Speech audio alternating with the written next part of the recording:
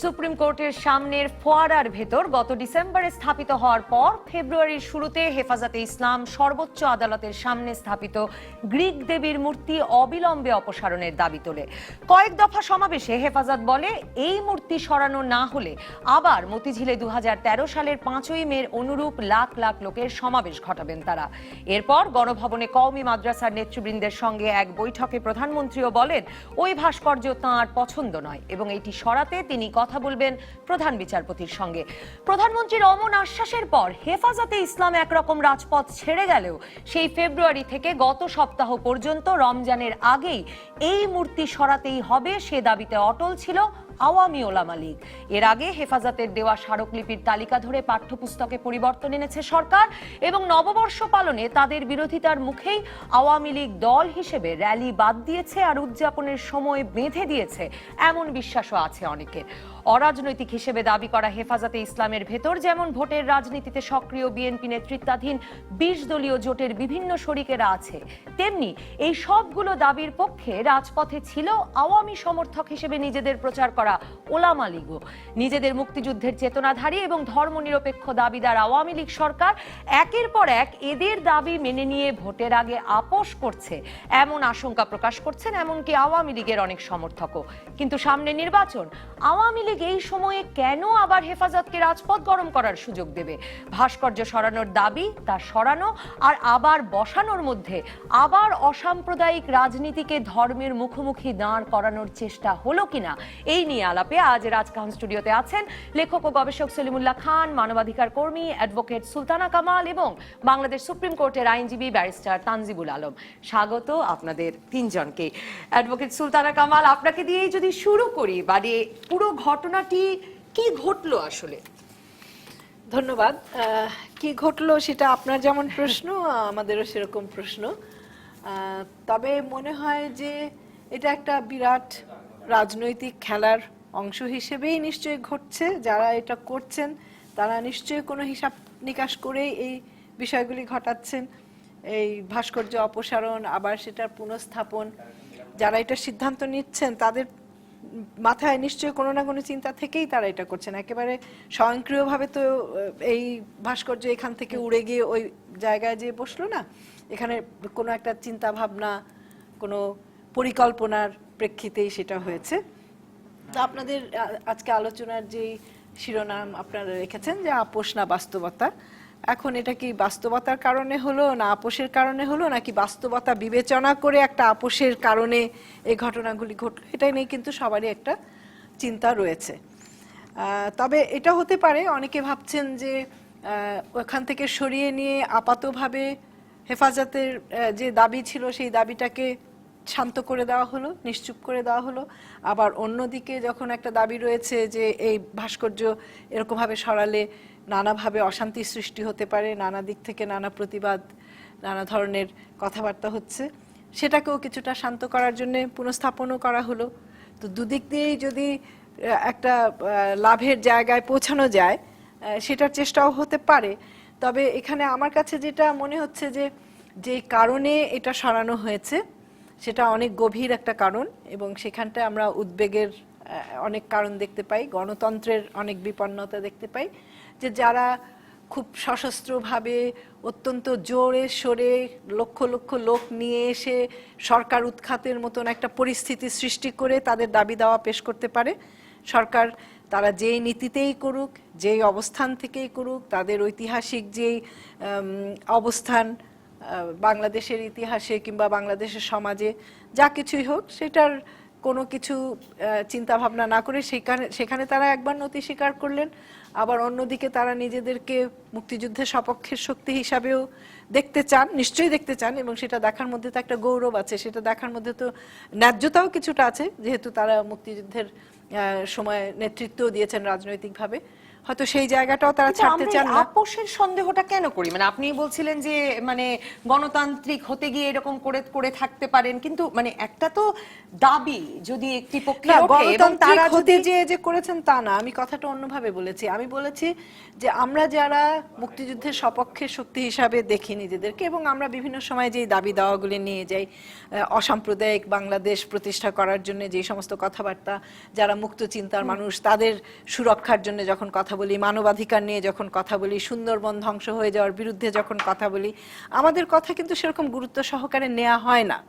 আমরাও কিন্তু সমাজের একটা অংশ, এবং আমরাও ভোট দেই, কিন্তু আমরাও নির্বাচনে অংশগ্রহণ করি, কিন্তু আমাদের কথা সেরকম ভাবে কিন্তু আমলে নেওয়া হয় না।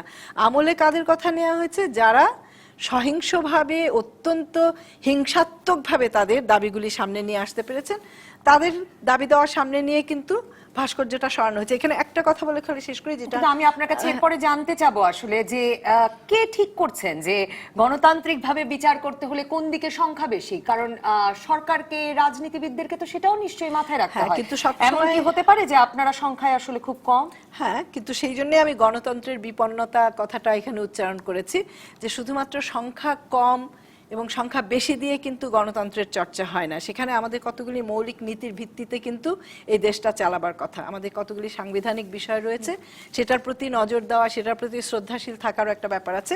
একটা কথা বলে খালি এখানটায় শেষ করি, যেটা আমরা এখানে আসার আগে নিজেদের মধ্যে আলোচনা করছিলাম, যে এই যে ভাস্কর্যটা বসানো হলো, সরানো হলো, আবার বসানো হলো, সেটা কি কোনো একটা পরিকল্পনার অংশ নয়? সেই পরিকল্পনায় কারা অংশগ্রহণ করেছিলেন, কারা অনুমোদন দিয়েছেন, বাজেট কোথা থেকে এসেছে, এবং সামগ্রিক একটা পরিবেশের মধ্যে সেটাকে বসাবার বিষয়টা কারা ভেবেছিলেন? এই বিষয়বস্তুটি নিয়ে আমাদের পরবর্তী পর্বে 11টা থেকে পর্বে আমরা বিস্তারিত আলোচনা করতে চাই, কিন্তু এখনো একটু আলোচনা করলে কোনো অসুবিধা নেই। কিন্তু ডক্টর সলিমুল্লাহ খান, এই পর্বে যদি রাজনীতির দিকটাই দেখি, মানে বাংলাদেশের রাজনীতিটাকে, রাজনৈতিক পরিবেশটাকে বা রাজনীতিটাকে ক্রমাগতই একটা বিভক্ত পরিস্থিতির শিকার মনে হচ্ছে কিনা? মানে যদি বা মাঠে সেটা তত প্রতিফলিত নাও হয়, মানে সামাজিক নেটওয়ার্কে, টক শোগুলোতে, কথায়, চায়ের টেবিলের আড্ডায় ভীষণ একটা বিভক্তির সুর আপনি শুনতে পান কিনা?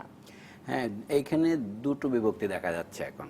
একটা বিভক্তি যেটা আমরা জানি তথাকথিত প্রগতিশীল এবং প্রতিক্রিয়াশীলদের মধ্যে, তাছাড়াও যারা এখন প্রগতিশীল বলে দাবি করেন তাদের মধ্যে একটা বিভক্তি দেখা দিচ্ছে এই প্রশ্নে। এইটাই হচ্ছে এখানে নতুন প্রশ্ন। যেমন যেখানে আমাদের আলোচনা শুরু হয়েছে সেটা হচ্ছে সুপ্রিম কোর্টের সামনে একটা ভাস্কর্য স্থাপন। এইটা সুপ্রিম কোর্টের যে দৃশ্য আগে তার অংশ ছিল কিনা? তাহলে সুপ্রিম কোর্টের এই ভবন তৈরি হয়েছে অনেক বছর আগে। সেই ভবনের সামনে যে পরিকল্পনা অনুসারে এটা করার কথা সেভাবে হয়েছে, না এটা পরিকল্পনাটাকে ভঙ্গ করে হয়েছে? এই পর্যন্ত আমাদের আলোচনা করা উচিত ছিল। কিন্তু এখন হচ্ছে একটা বলে একটা ভাঙা ঘড়িও দিনে দুবার সঠিক সময় দেয়। একটা কথা যদি একটা হেফাজতে ইসলামের মতো একটা রক্ষণশীল গোষ্ঠী বলেও থাকে, আমাদের এখন আর বিচার করার কোনো সুযোগ থাকে না। আমি আরও একদিন এই আলোচনায় কোথায় যেন বলেছিলাম যে এক একটা সময় আসে আমরা কতগুলো জিনিস আলোচনা করতে পারি না। যেখানে ব্রিটিশ শাসনের কবে অবসান হলো সেটা আমরা সকলেই জানি, কিন্তু সেটা উদযাপনের কোনো জাতীয় সুযোগ আমাদের নেই, কারণ পরবর্তীকালে এমন ঘটনা ঘটেছে।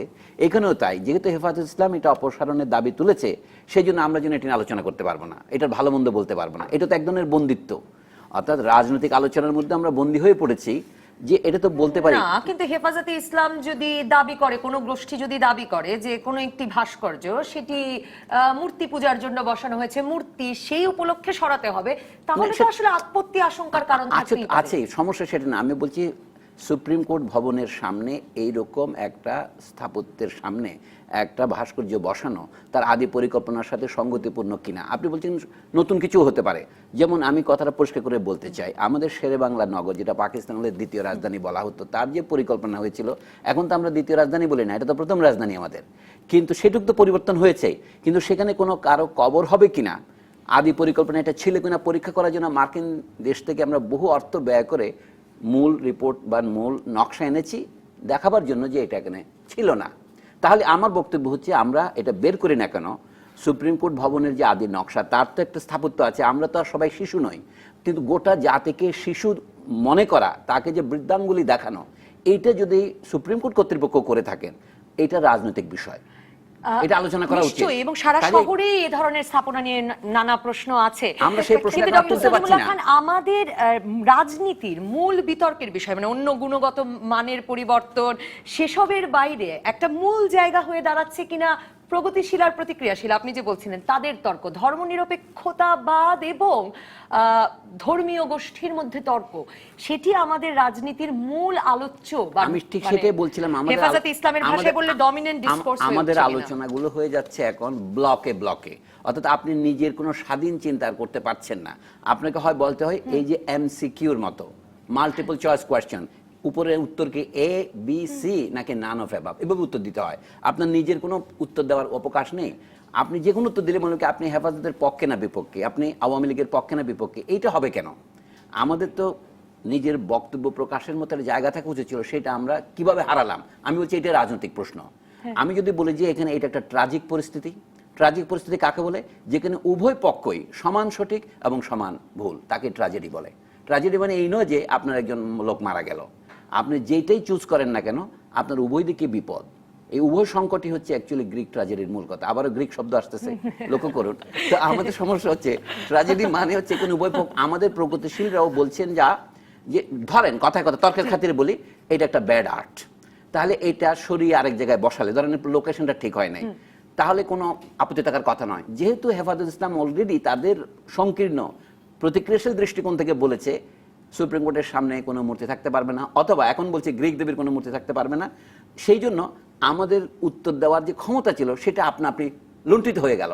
এটা হলো প্রিয়ামশন, আপনার আগে সেটা করে ফেললো। আমি বলছি কি সেইটার ঊর্ধ্বে আমাদের উঠতে হবে। আমাদের বলতে হবে যে যদি আমরা তর্কের খাতিরে বলি একটা ভুল সিদ্ধান্ত নিয়ে থাকি, সেটা সংশোধন করার মতো সততা আমাদের থাকা উচিত। আমাদের দেশে কোনো রাজনৈতিক দলে কখনোই বলে না আমি একটা ভুল করেছি।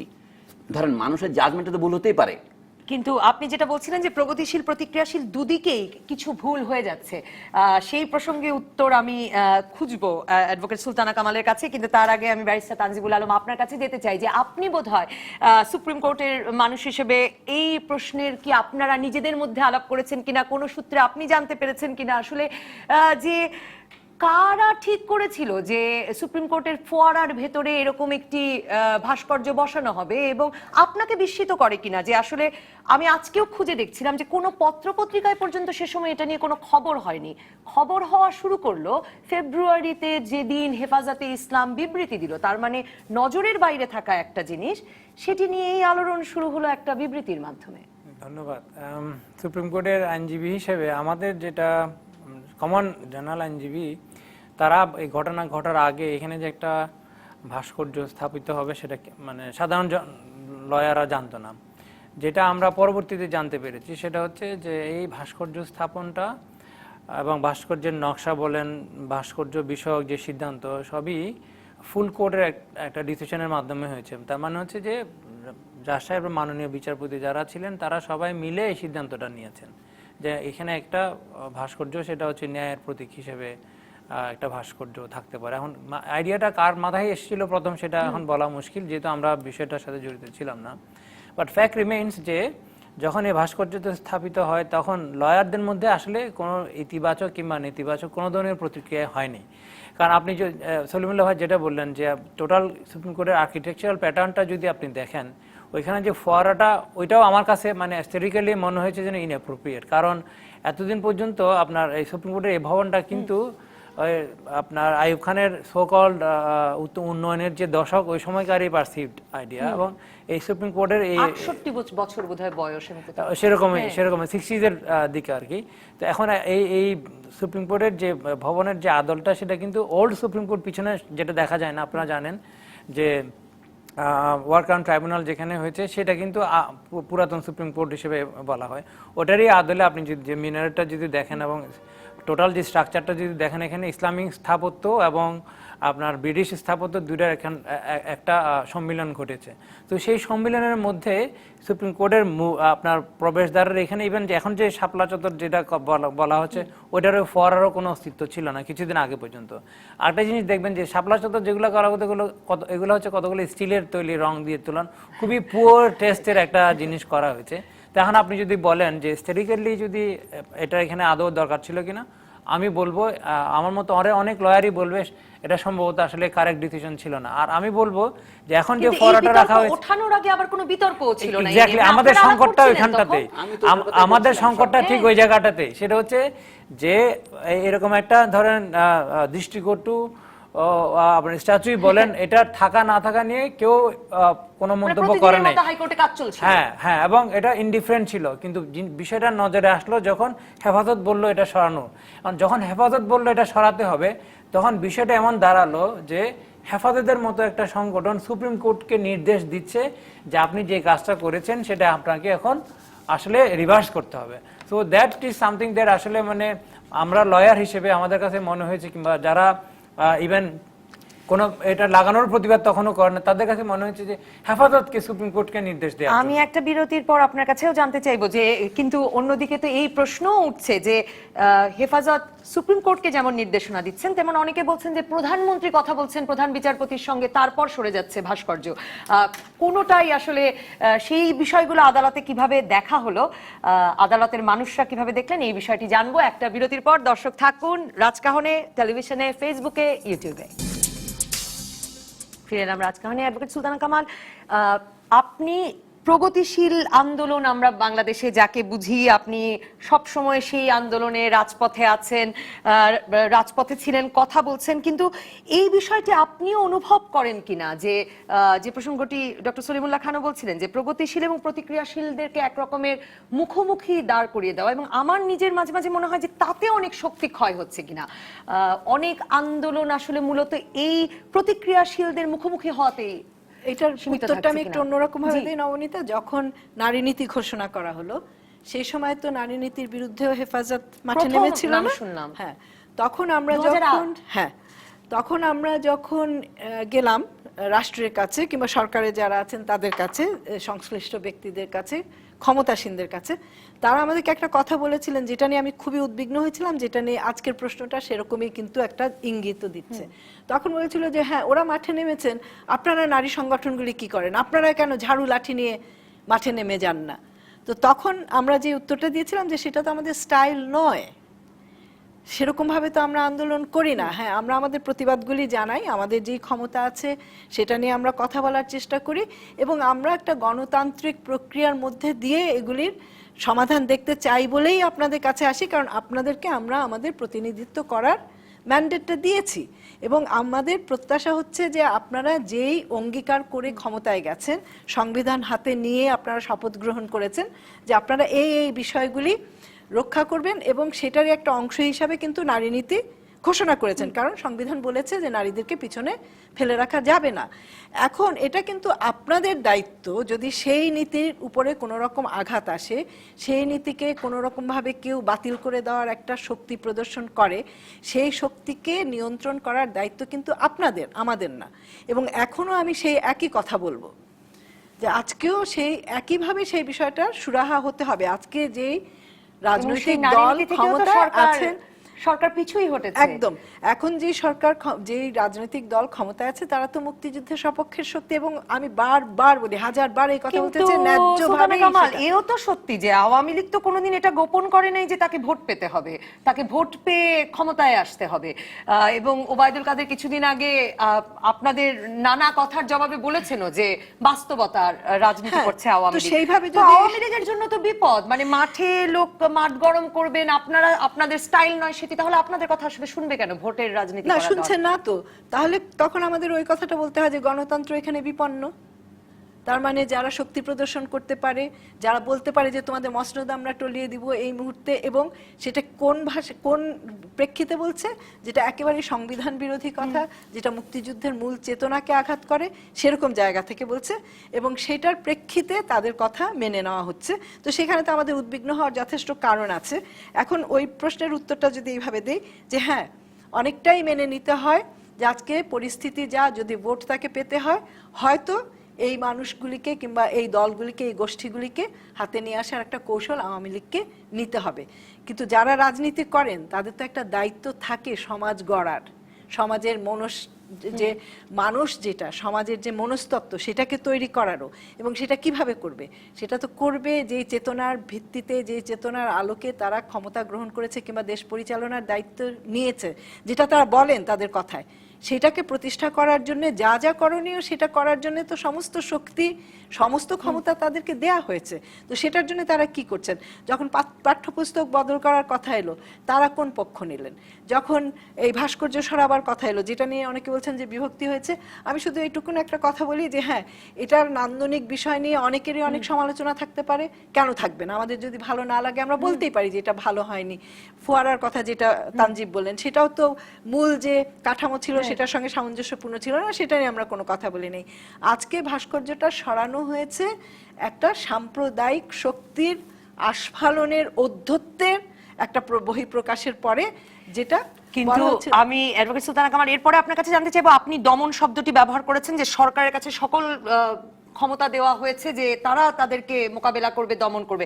আসলে দমন করে সমাজের কোনো আলোচনা আলাপ থামানো যায় কিনা, সেই প্রসঙ্গটি নিয়ে আমি আপনার কাছে আসবো ফেরত। কিন্তু এই প্রশ্নটি এখন ডক্টর সলিমুল্লাহ খান আপনাকে করতে চাই যে একটা মানে দুটো পক্ষ, এটাই কি হওয়ার কথা যে প্রগতিশীল এবং প্রতিক্রিয়াশীল পক্ষ ক্রমেই দূরে সরে যাবে? মানে আমাদের তো এমনিতে খুব মানে হোমোজিনাস একটা সোসাইটি, মানে সকলে এক, মানে মূলত সংখ্যাগরিষ্ঠ বাঙালি মুসলমানের দেশ, সেখানে এই পার্থক্যটা ক্রমেই এত স্পষ্ট হচ্ছে কেন? প্রশ্নটা ওইখানে। আমরা একটা ভুল কথা বলি যে এই দেশে এটাকে মুসলিম প্রধান দেশ বলা হচ্ছে এখন, আর তাহলে ভারতকে হিন্দু প্রধান দেশ বলা হচ্ছে, কিন্তু দেশের একটা নীতি আছে। আমরা ধরুন এখানে অমুসলমানের সংখ্যা যদি একজনও হয় শতকরা, তবু অথবা 100 জনও যদি মুসলমান হয়, তবু দেশকে চলতে হবে ধর্মনিরপেক্ষ পদ্ধতিতে। সেটা তো আমাদের দেশ আবার প্রতিজ্ঞা করেই রেখেছে। না, আরো একটা প্রতিজ্ঞা আছে আমাদের। এটা একটা কথা আমাদের সংবিধানে নাই কোথাও, সংবিধান বিশেষজ্ঞরা বলবেন। আমাদের সংবিধানে জাতি, ধর্ম, গোষ্ঠী নির্বিশেষে এই সমস্ত কথা আছে, কিন্তু কোথাও শ্রেণীর কথাটা নেই। আমাদের মুক্তিযুদ্ধের মূল অঙ্গীকার তো আমরা কিছু মুক্তিযুদ্ধের চেতনা কি, তার মধ্যে তো এই তিনটা কথা তো বলতে হবে। দেশের জনগণের মধ্যে অসাম্যের মাত্রা সীমিত থাকবে, এই জন্য আমরা সাম্য বলেছি। দেশের জনগণের মানবিক মর্যাদা থাকবে এবং সামাজিক সুবিচার হবে, এটা প্রদর্শন করবে না, সেটাও বলা সেটা আছে। কিন্তু আমরা তো বৈষম্য এখন ক্রমবর্ধমান দেখতে পাচ্ছি, সেটার বিরুদ্ধে তো আমরা মুক্তিযুদ্ধের চেতনায় যারা উজ্জীবিত তারা তো কিছু করছি না। তো সুতরাং আপনি যখন একটা জায়গাতে মুক্তিযুদ্ধকে ঠেলে নিয়ে যান শ্রেণীর স্বার্থ এবং গোষ্ঠীর স্বার্থ রক্ষা করার জন্য, তখন মুক্তিযুদ্ধের আদর্শের সাথে মানুষ বিচ্ছিন্ন হয়ে যেতে পারে, এই সম্ভাবনা আছে। ধরুন এইখানে পাকিস্তান আন্দোলন যারা করেছিলেন, বঙ্গবন্ধু শেখ মুজিবুর রহমান তাদের নেতা ছিলেন, তার সাথে পাকিস্তানদের যে আলাপ হয়েছে 1971 সনের মার্চ মাসের আলোচনার সময়, সেখানে দেখা যায় তাকে পশ্চিম পাকিস্তানের 2 নেতা, মাইনর নেতা বললেন যে আপনি তো মুসলিম লীগের, আপনাকে তো বলেছিলাম পাকিস্তান তৈরি না করতে। উনি বলেছেন আমি পাকিস্তান তৈরি করেছি, আমি পাকিস্তান ভাঙবো, এই আলোচনা হয়েছে। তো তাহলে সে পাকিস্তান থেকে 23 বছরের মধ্যে বাংলাদেশের মানুষ সম্পূর্ণ উল্টো দিকে আমরা কেন আসলাম? কারণ অন্যায় হয়েছিল, বৈষম্য হয়েছিল, সেই স্বাদের পাকিস্তানকে আমরা জলাঞ্জলি দিয়েছি। তো এখন বাংলাদেশ হয়েছে আজকে 46 বছর। যদি বাংলাদেশ কথায় কথায় তর্কের খাতিরে বলছি, যদি তার অঙ্গীকার থেকে ঠিক বিপরীত দিকে চলে যায়, ধরুন বাংলাদেশ মার্কিন যুক্তরাষ্ট্রের বিরোধিতার মুখে স্বাধীন হয়েছে, বিপরীত দিকে যাচ্ছে বাকি নাকি যেতে চায়, সে কারণেই একটা টানাটানি চলে সব। আমি বলি শতকরা 90% ক্ষেত্রে সে মুক্তিযুদ্ধের বিপরীত দিকে চলে গিয়েছে। এখন শুধুমাত্র আমরা ধর্মের বিষয়টা দেখছি, কিন্তু বাংলাদেশ তো এখন মার্কিন তাবেদারে পরিণত হয়েছে। এটা তো মুক্তিযুদ্ধের অঙ্গীকার ছিল না। এখন আমরা একটা আর্চার কে ব্লাড বের করি, প্রত্যেক বছর প্রথম আলো পত্রিকায় উদাহরণস্বরূপ বলছি, একটা খবর আসে কোন মার্কিন নাগরিক বাংলাদেশকে সমর্থন করেছিল, কারণ সে তার বলতে পারছে না নিক্সন এবং কিসিঞ্জার সমর্থন করেছিল। এই যে এটা হলো কপটতা, এই কপটতার মধ্যেই আমরা আছি গোটা জাতি। মানে প্রথম আলোকে আমরা প্রতীক হিসেবে নিচ্ছি, এটা হচ্ছে কপটতার প্রতীক। আমরা প্রত্যেকে এই কপটতার মধ্যে কিছু না কিছু অংশগ্রহণ করেছি। তাহলে দেশের জনগণকে আপনি আরো শ্রেণী বৈষম্যের দিকে ঠেলে দেবেন, এবং শুধু তাই নয় জাতিগত অপমানের দিকে ঠেলে দেবেন। অন্তত এই দেশে বাংলা ভাষা রাষ্ট্রভাষা হিসেবে প্রতিষ্ঠিত হওয়ার কথা তো ছিল। আমি সবিনয়ে বলবো আমাদের উচ্চ আদালত তো ব্যর্থ হয়েছেন রাষ্ট্রভাষাতে আদালতের কার্যক্রম পরিচালনা করতে। তাহলে আদালত কি প্রশ্নের মুখোমুখি হবে না? আদালত তো রাষ্ট্রের অন্যতম অঙ্গ, এবং আদালত এমন রায় দিয়েছেন যেখানে সংবিধান বিরোধী রায় দিয়েছেন। সংবিধানে পরিষ্কার বলা আছে প্রজাতন্ত্রের রাষ্ট্রভাষা বাংলা, কিন্তু আদালত শুধুমাত্র তাকে অবজ্ঞা করছেন না, একটা আদালতের একটা রায়ের মাধ্যমে 1992 সনে দেওয়া একটা রায়ের মাধ্যমে এখনো পর্যন্ত তারা চালাচ্ছেন। এইটা তো প্রধান বিচারপতি এখন অবশ্য বারবার বলছেন যে কেন প্রধান বিচারপতির সাথে সর্বস্তরে আদালতের বাংলা প্রচলনের কাজ তিনি করবেন। এই প্রসঙ্গে নিশ্চয়ই আরেকটি বিস্তারিত আলাপ করা যাবে। শেষ করি, আমি দুটো উদাহরণ দিচ্ছি যে আমাদের আদালতকে আরো দায়িত্বশীল হতে হবে, কিন্তু আদালত যদি নিজের দায়িত্ব পালন না করেন তাহলে কে পালন করবে? বাংলাদেশের সিভিল সোসাইটির কথা জানেন আদালতের বাইরে, তারা সমস্ত সাইনবোর্ড এখন ইংরেজিতে রাখছেন, আমরা সবকিছু করছি। সুতরাং মুক্তিযুদ্ধের চেতনা যদি বাংলা ভাষা হয়ে থাকে, একটা উদাহরণ দিচ্ছি, আমরা ক্রমশ সেখান থেকে দূরে চলে যাচ্ছি। প্রত্যেক দিক থেকে জনগণের সাথে যদি আপনি কপটতা এবং বেইমানি করেন এবং তাকে বলেন আপনার সমস্ত লেখাপড়ার মাধ্যমে ক্রমাগত কিন্ডারগার্টেন ইংরেজিতে হচ্ছে, তো সেইখানে আপনি কোনো প্রতিবাদের কিছু দেখতে পান না। আমার হচ্ছে প্রতিবাদ করলে ন্যায় বিচার সব জায়গায় করতে হবে, ন্যায় কোনো পক্ষপাত করে করা যাবে না। ব্যারিস্টার তানজিবুল আলম, আপনি প্রসঙ্গ তুলেছিলেন যে এই ঘটনা প্রবাহে এরকম একটি কথাও উঠেছে আপনাদের আদালতের মানুষদের মধ্যেও, যে হেফাজতের মতো একটি সংগঠন আসলে সুপ্রিম কোর্ট কিভাবে পরিচালিত হবে, কোথায় কি বসাবে সেটা নির্ধারণ করে দিতে পারেন কিনা। আপনি নিশ্চয়ই দেখেছেন এর মধ্যে অনেক আইনজ্ঞ এই প্রশ্নও তুলেছেন যে এমনকি প্রধানমন্ত্রী যে বলছেন যে তিনি প্রধান বিচারপতির সঙ্গে কথা বলেছেন, সেটাকেও নির্বাহী বিভাগের একটা হস্তক্ষেপ দেখছেন। কিন্তু তানজিবুল আলম, এও তো সত্যি যে যখন এই নিয়ে আলাপের বিতর্ক শুরু হলো তখন আবার আইনজীবীরা সেখানে একমত হয়েছেন যে আসলে বোধহয় এরকম একটি বিতর্কিত ভাস্কর্য বা মূর্তি না রাখলেই ভালো। না, ওই কথাটাই বলছিলাম যে বিষয়টা মানে হেফাজত না তুলে কিংবা ধর্মীয় দৃষ্টিকোণ থেকে বিষয়টার আপত্তি না তুলে যদি অন্য যে কোনো অ্যাস্থেটিক বলেন কিংবা larger scheme of the things বলেন, যে আর্কিটেকচারাল বিউটির কথা বলেন, কিংবা আপনার সুপ্রিম কোর্ট প্রাঙ্গণে এই মূর্তি স্থাপনটা কতটুকু যৌক্তিক, এই বিষয়গুলো যদি আপনি বলেন তাহলে এটা নিয়ে অনেক তর্ক করা যায়। কিন্তু প্রশ্নটা হচ্ছে যে হেফাজতের মতো একটা সংগঠন এসে নির্দেশ দিতে পারে কি পারে না, এই প্রশ্নের যদি আমরা উত্তর খুঁজি তাহলে এক কথায় উত্তর হচ্ছে যে হেফাজতের মতো সংগঠনের এই অধিকার নাই বলার যে সুপ্রিম কোর্ট তুমি তোমার মূর্তি সরাও। কিন্তু সুপ্রিম কোর্টের যে কোনো আইনজীবী বলতে পারে যে মূর্তিটা আসলে অ্যাস্থেটিক্যালি কারেক্ট না, কিংবা ধর্মীয় দৃষ্টিকোণ থেকে হোক, যে কোনো দৃষ্টিকোণ থেকে হোক, সুপ্রিম কোর্টকে আসলে অন্য কারো নির্দেশনা দেওয়ার ক্ষমতা নাই। কারণ এটা যদি থাকে তাহলে আপনার সুপ্রিম কোর্টের যে স্বাধীনতার কথা বলতেছি, সার্বভৌমত্বের যে একটা অংশ, আমরা সভরেনিটির যে একটা অংশের কথা বলি, সেটা হচ্ছে যে independence of judiciary is part of that. তো সেখানেও তো আমরা আপনার কম্প্রোমাইজ করার কথা হয়ে যাচ্ছে। তো এই পার্সপেক্টিভ থেকে আমি বলবো যে হেফাজতের যে দাবিটা সেটা আইনগতভাবে কোনোভাবে বৈধ না। আবার প্রধানমন্ত্রী যখন বলছেন এই হেফাজতের মানে ওলামাদের সম্মেলনে যে আমি প্রধান বিচারপতির সঙ্গে কথা বলবো, মানে তারও এই উনি যেটা বলেছেন সেটা এটা মোর ইন আ কনসিলিয়েটরি মোড। তা আমরা যেটা দেখলাম এখন, আপনারা তো শুধুমাত্র সেদিনকার ঘটনাটা দেখেছেন যে মূর্তিটা সরানোচ্ছে, কিন্তু এই মূর্তিটা সরানোর বিষয়ে সুপ্রিম কোর্টের পক্ষ থেকে কনসেন্ট যখন নমনীয় মনোভাব পোষণ করা হলো, তখন কিন্তু মাননীয় প্রধানমন্ত্রী কথাও বলেছিলেন জাজ ইসলাম যুদ্ধবোধনের দিক ব্যক্তিগতভাবে, সেটা কিন্তু এরকম না যে আপনাকে সরাইতে হবে, এরকম না। উনি যেটা বলছেন আপনারা সিনিয়র আইনজীবী যারা আছে তাদের সাথে কথা বলেন। আপনারা তো, আমরা কিন্তু 1-2 দিন আগে থাকতে জানি এটা নিয়ে একটা ডিসিশন হচ্ছে, এবং ডিসিশনটা কি মাননীয় প্রধান বিচারপতি কিন্তু এই বিষয়ে সিদ্ধান্ত নেওয়ার আগে যখন বলা হচ্ছে যে সুপ্রিম কোর্ট এবং আপনার ধর্মীয় সংগঠনগুলো একটা মুখোমুখি অবস্থানে হয়ে গেছে, তখন এই অবস্থা আসলে রাষ্ট্রীয় নিরাপত্তার খাতিরে কি করা উচিত, বিষয়টা যখন প্রশ্নটা আসছে, তখন মাননীয় প্রধান বিচারপতি কিন্তু সুপ্রিম কোর্টের সিনিয়র আইনজীবীদের সাথে প্রত্যেকের সাথে ডেকে ডেকে মিটিং করেছেন। তখন আমাদেরকে সিনিয়র আইনজীবীরা বলছিলেন যে শুনলেন আজকে আপনি চিফ জাস্টিসের সাথে দেখা করলেন কি বিষয়ে, তখন বললো যে আমাদের এই বিষয়টা নিয়ে আলোচনা হচ্ছে, এখন এটা নিয়ে কি করা যায়, বিষয়টা যেহেতু পলিটিক্যালি খুবই সেন্সিটিভ হয়ে যাচ্ছে এবং সামনে রোজা আসতেছে, তখন একটা জিনিস সুপ্রিম কোর্টের নিজেদের উপলব্ধিতে আসছে, সেটা হচ্ছে যে যেখানে এই ধরনের একটা আমি বলবো মানে উগ্রবাদী সংগঠনের এরকম একটা অবৈধ দাবি আসলো, এই দাবির প্রেক্ষিতে কোন অবস্থানটা নেওয়া উচিত, সেটা হচ্ছে একটা মুখোমুখি অবস্থান নেওয়া নাকি তাদের দাবির সাথে মেনে নিয়ে একটা আপোষ মতো একটা আপনার সিগন্যাল দেখানো। তো আমার কাছে যেটা মনে হচ্ছে যে এই প্রেক্ষিতে for the greater interest of the nation মনে হয় সুপ্রিম কোর্ট ডিসিশন নিয়েছে যে এটা নিয়ে আসলে বাড়াবাড়ি করার কোনো দরকার নাই। আমি একটা বিরতির পর ব্যারিস্টার তানজিবুল আলম আপনার কাছেই ফিরবো। আমি আসলে জানতে চাইবো যে এই পুরো ঘটনা প্রবাহে আপনি বলছিলেন একরকম এই মানে একরকমের ঠিক সিদ্ধান্তই নিয়েছে বলে মনে হচ্ছে, কিন্তু আসলে সুপ্রিম কোর্টের ন্যায় বিচারকেও প্রশ্নবিদ্ধ করা যায়, ডক্টর সলিমুল্লাহ খান যেটা বলছিলেন যে আসলে ন্যায় বিচার করতে পারছে কিনা সেটা নিয়ে প্রশ্ন ওঠানো যায় বলেই কি সুপ্রিম কোর্টকেও আসলে এরকম একটি বিতর্কে এনে ফেলা যায় কিনা, সেই প্রসঙ্গটি নিয়ে আসবো একটা বিরতির পর। দর্শক থাকুন রাজকাহনে, টেলিভিশনে, ইউটিউবে, ফেসবুকে। ফিরে এলাম রাজকাহনের ব্যারিস্টার তানজিবুল আলম। বিরতির আগে যে প্রশ্নটি ফ্রেম করতে আমার অসুবিধা হচ্ছিল, দর্শক ফেসবুকে খুব সরাসরি সেই প্রশ্ন করেছেন। দেলোয়ার হোসেন প্রশ্ন করেছেন মূর্তি কি বিচার করতে পারে, এবং তুহিন চৌধুরী বলছেন যে ওয়াজ জুডিশিয়ারি এভার ফ্রি, বিচার বিভাগ কি কখনো কি বলবো স্বাধীন ছিল? তো তার মানে এই ন্যায় বিচারের প্রতীক ভাস্কর্য থাকলো কি থাকলো না, তাতে তো আসলে কিছু আসে যায় না। মানে আমার প্রশ্নটা ঠিক ওই জায়গাতে, এতদিন পর্যন্ত সুপ্রিম কোর্ট ভালোভাবে ফাংশন করেছে ওই মূর্তিটা ছাড়া।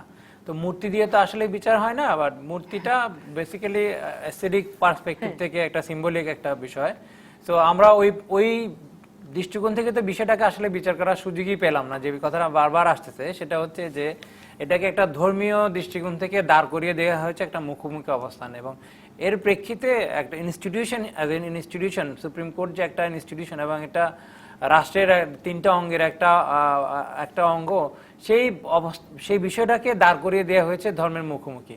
ওইটা হচ্ছে সবচেয়ে আনফরচুনেট। আর এই মুক্তি দিয়ে আসলে মানে বিচার হয় কি, বিচারে সিম্বলিক্যালি আদৌ কোনো এটার তাৎপর্য আছে কিনা আমার কাছে খুবই সন্দিহান মনে হয় বিষয়টা। কারণ আমরা তো বিষয়টা যেতে পারি না। আর সুপ্রিম কোর্টের ইন্ডিপেন্ডেন্সের কথা যদি বলি, আসলে ইন্ডিপেন্ডেন্স শব্দটা খুবই রিলেটিভ একটা টার্ম। আজকে আমি সুপ্রিম কোর্ট, আমেরিকান সুপ্রিম কোর্টের একজন জাজ সাহেবের বই পড়ছিলাম, ওখানে লেখাচ্ছে আপনার যে ইন্ডিপেন্ডেন্স বলেন সেটা আসলে মানে মাইন্ডে আপনার ইন্ডিপেন্ডেন্স কিনা, বিল্ডিং দিয়ে আপনার মূর্তি দিয়ে ইন্ডিপেন্ডেন্স আসলে হয় না। তো আমাদের যে বিষয়টার উপরে আসলে জোর দেওয়া উচিত সেটা হচ্ছে যে জাজ সাহেবরা বিচার করবেন, তারা ইন্ডিপেন্ডেন্ট মাইন্ড নিয়ে বিচারটা করতে পারছেন কিনা। যতদিন পর্যন্ত আমরা এটা অ্যাচিভ করতে না পারবো, ততদিন যতই আমরা আপনার সেপারেশন অফ জুডিশিয়ারির কথা বলি না কেন, কিংবা এখন কিছুদিন আগে পর্যন্ত এবং আমরা আলোচনা করতেছি বিভিন্নভাবে যে লোয়ার জুডিশিয়ারির জাজ সাহেবদেরকে সরকার চেষ্টা করছে কন্ট্রোল করার জন্য। বারবার হাইকোর্ট থেকে, সুপ্রিম কোর্ট থেকে বলা হচ্ছে যে আপনারা তাদের আপিল এবং ডিসিপ্লিন রুল নিয়ে গেজেট প্রকাশ করার জন্য সেটা করছে না, কিংবা মিনিস্ট্রি অফ ল এর সাথে সুপ্রিম কোর্টের একটা দ্বন্দ্ব দেখা দিচ্ছে। এগুলা আসলে কোনটাই মুখ্য না, যদি আমরা এটা প্রতিষ্ঠিত করতে পারি যার অধীনে সে থাকুক, প্রত্যেকটা জাজ যদি ইন্ডিপেন্ডেন্ট মাইন্ড নিয়ে এবং তার নিজস্ব বিবেক বিবেচনা দিয়ে সিদ্ধান্তটা নিতে পারেন, তাহলে তো কে তাকে পোস্টিং দিল, কে তাকে পোস্টিং দিল না, এগুলো কোনটাই মুখ্য হয় না। বিচার বিভাগ না, মানে সকল প্রতিষ্ঠানে সকল কর্মক্ষেত্রে তাহলে আমাদের মানসিকতার পরিবর্তনটা সবচেয়ে জরুরি। নিশ্চয়ই। ডক্টর সলিমুল্লাহ খান, এই যে বাংলাদেশের রাজনীতিকে আমরা একটা বেশ কিছুটা সময়, আমার স্মরণকালের একটা বেশ কিছুটা সময় পর্যবেক্ষণের আমরা খুব সাদা কালো ভাবে দেখেছি কিনা, যে মুক্তিযুদ্ধের পক্ষ শক্তি বিপক্ষ শক্তি, মুক্তিযুদ্ধের পক্ষ শক্তি চেতনাধারী শক্তি মানে আমরা ধরে নিয়েছি যে মুক্তিযুদ্ধে নেতৃত্বদানকারী দল আওয়ামী লীগ, সেই শক্তিটি। আর এই দুই ভাগে বিভক্ত রাজনীতিটাও একটু সাদা কালোর জায়গায় গ্রে হয়ে যাচ্ছে কিনা, যখন আওয়ামী ওলামা লীগ রাস্তায় থাকে হেফাজতের দাবিতে, তখন আসলে, এবং আওয়ামী লীগের সমর্থক অনেককেই জোর গলায় বলতে শোনা যায় যে হেফাজতের দাবিগুলোর সঙ্গে তারাও একমত হয়ে যায়। মুক্তিযুদ্ধের পক্ষের শক্তি বলে কাউকে যদি আপনি সব বিষয়ে যাকে বলা হয় ব্ল্যাঙ্ক চেক দিয়ে দেন, তাহলে সে সেখানে নিজের ইচ্ছে মতো অঙ্ক বসিয়ে নেবে। সেটা দেওয়া যাবে না। নাগরিক স্বাধীনতা রক্ষার মূল শর্ত হচ্ছে ভিজিলেন্স। আপনাকে সবসময় পাহারা দিতে হবে নিজের হাত থেকে ক্ষমতা। এমনকি জান জাক রুসো বলতেন ডেলিগেশন বা রেপ্রেজেন্টেশন গণতন্ত্রকে ক্ষতিগ্রস্ত করে। কিন্তু আপনি করবেন কি, আধুনিক বড় রাষ্ট্রে আপনাকে কিছুটা মেনে নিতে হবে। তাহলে সেটার জন্য রিকল করা থেকে শুরু করে, রিভিউ থেকে শুরু করে বহু রকমের ক্ষমতা জনগণের হাতে রাখা উচিত। এটা হচ্ছে কথা। কিন্তু আমরা যেই ভাস্কর্য নিয়ে কথা বলছিলাম, আমি সেখানে ফিরে আসি। এই যে রোমান দেবী বা গ্রিক দেবী নিয়ে কথা হচ্ছে, একটা জিনিস লক্ষ্য করছেন, সেখানে একটা সত্য প্রকাশ করা হয়েছে। এটা হচ্ছে আমি বলবো অজ্ঞান সত্য। এই দেবীর চোখ বাঁধা থাকে, মা, এবং হাতে একটা পাল্লা থাকে। বলে কি ইনি বামেও দেখেন না ডানেও দেখেন না, কোনো পক্ষপাত নেন না। কিন্তু এইটা ছিল বলার উদ্দেশ্য। কিন্তু তাতে আরেকটা সত্য প্রকাশিত হয়েছে অজ্ঞানভাবে। সেটা কি, তিনি সামনেও দেখেন না। আইন তো অন্ধ হলে বাঁয়ে ডানে যেমন দেখেন না, এইটা কিন্তু কেউ চিন্তা করেনি। সেদিন আমি দেখলাম আমাদের প্রধান বিচারপতি একটি মামলা প্রক্রমে বললেন, আমি পত্রিকায় পড়লাম, উনি বললেন এই যে সংবিধানের ৭০ অনুচ্ছেদ এটা কেন আপনারা রেখেছেন। তখন অ্যাটর্নি জেনারেল বললেন হর্স ট্রেডিং হবে এই ভয়ে। তখন তিনি বললেন বিচারকদের নিয়ে তো হর্স ট্রেডিং হতে পারে, এটা উনি একটা অজ্ঞান সত্য প্রকাশ করলেন। আমি যদি এটা বলি আমাকে আদালত অবমাননার দায়ী করা হবে। উনি যখন বললেন আমি তো এখন তার থেকে উদ্ধৃতি দেব, তিনি বলছেন তাহলে বিচারকদের নিয়ে হর্স ট্রেডিং হতে পারে। আমি তানজিবুল আলমের বক্তব্যের উপর একটা মন্তব্য করতে চাচ্ছি যে নিজের বিবেক নিয়ে বিচারকরা সবসময় বলে থাকেন আমরা শুধু আমাদের পরমেশ্বর আর আমাদের আপন বিবেকের কাছে দায়ী। আমি বলি এই দৃষ্টিভঙ্গিটাই আমাদের রিপাবলিকের বিরোধী, প্রজাতন্ত্রের বিরোধী। প্রজাতন্ত্রে জনগণই সার্বভৌম। এখানে ঈশ্বরের উপর রেফারেন্স দেওয়া যায় না, ঈশ্বর আছেন বটে, তিনি ঈশ্বর বিরাজ করেন নিজ ভুবনে। এখানে জনগণই সার্বভৌম এবং আপন বিবেক বলে যেটা আছে সেটা অবশ্যই ওই সার্বভৌমত্বের অধীনে হতে হবে। আপন বিবেক বলে কিছু এখানে সার্বভৌমত্বের বিরুদ্ধে যেতে পারবে না। আমি আমার বিবেক বলছি এখন সার্বভৌমত্বের বিরুদ্ধে বিদ্রোহ করি, সেটা করা যাবে না। আমি এই জন্য বলি আমাদের বর্তমানে কতগুলো বিচারের মধ্যে আনতে হবে জনগণের সার্ভেলেন্স আছে কিনা সুপ্রিম কোর্টের উপরে। আমি একটা জিনিসই বলি, মুক্তিযুদ্ধের চেতনা অনুসারে সুপ্রিম কোর্ট চলছে কিনা এই কথা তোলার জন্য হেফাজত ইসলামের দরকার নেই, নাগরিক সমাজের দরকার ছিল, কিন্তু নাগরিক সমাজ তো তুলছে না। কারণ সরিষার মধ্যে যে ভূত। এখন ধরেন আমাদের আদালতে কেন ইংরেজি চলছে, আমি আরেকটা প্রশ্ন তুলবো, তানজিবুল আলম সাক্ষী আছেন, আমাদের বিচারকদের কেন মাই লর্ড বলে আমাদের সম্বোধন করতে হবে? এটা প্রজাতন্ত্রের বিরোধী। আপনার ওই জায়গাটি থেকে যদি আমি সূত্র খুঁজে এখানে মুক্তিযুদ্ধ কথা বলেন আপনি, আমি বলছি কি আমাদের আদালতের, আমাদের দেশ হচ্ছে রিপাবলিক, এটার নামকরণ নাকি করেছিলেন রেহমান সোবহান সাহেব, যে পিপলস রিপাবলিক অফ বাংলাদেশ। প্রগতিশীলরা আন্দোলন করছেন, কোন বিষয় করছেন না। আমি ফেসবুকেও দেখি যে এক দলের ভীষণ অভিযোগ এই কিন্তু বিষয়ে, মানুষ অন্ধ নয়, মানুষ বোকা নয়। জি, আমি এই প্রশ্নটির যদি কোনো উত্তর দিতে চান। আর আপনার কাছে আমি জানতে চাইবো যে আপনি বলেছিলেন যে আপনারা সরকারকে, যখন নারী নীতি বিরুদ্ধে হেফাজত মাঠে নামলো, তখন আপনারা গিয়ে বলেছিলেন যে সরকারকে ক্ষমতা দেওয়া হয়েছে এদেরকে মোকাবিলা করবার, দমন করবার। কিন্তু সমাজে যদি এরা একটি বড় অংশ হয়ে থাকেন যে যারা তাদের রাজনৈতিক মতাদর্শের সঙ্গে একমত, তাহলে দমন করাটা আসলে কোনো সমাধান না। না। এখানে দমন পীড়ন আর দমনের মধ্যে অনেক তফাৎ আছে। হ্যাঁ, সেই অর্থে যদি কথাটা নেই, আমি এখানে অন্য আরেকটা উদাহরণ দিয়ে বুঝাই যে নিশ্চয়ই বাংলাদেশের সামাজিক সাংস্কৃতিক পরিস্থিতি এমন আছে যে একটি মেয়ে তাদের ভাষায় পরকীয়া কিংবা অসামাজিক কাজ করেছে, তাকে কিন্তু ফতোয়া দিয়ে শাস্তি দিতে হবে। সেখানে আপনি যদি 100 জনের মধ্যে মতামত নেন, তাহলে কিন্তু 90 জন কেন 99 জনও বলতে পারে যে হ্যাঁ সেটাই করতে হবে। তখন রাষ্ট্রের কি দায়িত্ব হবে এবং রাষ্ট্র কিসের ভিত্তিতে তার নিজস্ব দায়িত্ব নিরূপণ করবে? সেটা যদি বলেন অ্যাডভোকেট সুলতানা কামাল, হেফাজত, আওয়ামী ওলামা লীগ, এদের সকলের দাবি হচ্ছে যে বাল্যবিবাহের কোনো নিম্নতম বয়সও থাকতে পারবে না, এবং শেষ পর্যন্ত যে বাল্যবিবাহ আইন পাশ হলো তাতে বিশেষ বিধানে আসলে আর কোনো নিম্নতম বয়স থাকছে না। সেই জন্যই তো আমরা বলছি যে আপোষকামিতার রাজনীতি এখানে কাজ করছে। হ্যাঁ, যে কথাটা তানজিব বলছিলেন কোনো একটা সময়, যেটা একদিনে হয়নি, আমি একদম 100% তার সাথে একমত যে একদিনে হয়নি। হয়েছে একটা সময় থেকে, যখন থেকে এই দেশটাকে রাষ্ট্রীয় পৃষ্ঠপোষকতায় ইসলামীকরণ করার কাজ চলেছে। কিন্তু দুঃখের বিষয় হলো যে আমরা যেটা আবারও কথায় কথায় এসেছে, যেটা সলিমুল্লাহ বলছেন যে একটি মাত্র শক্তিকে কেন আমরা মুক্তিযুদ্ধের সপক্ষের শক্তি বলছি, রাজনৈতিকভাবে ক্ষমতার রাজনীতি যারা করেন তাদের মধ্যে এদের নেতৃত্বেই কিছু আরো দল আছেন যারা মিলে জোট বেঁধে এই মুক্তিযুদ্ধের সপক্ষের শক্তি হিসাবে নিজেদেরকে বলছেন এবং মুক্তিযুদ্ধের চেতনা রক্ষা করার দায় দায়িত্ব নিচ্ছেন রাজনৈতিকভাবে।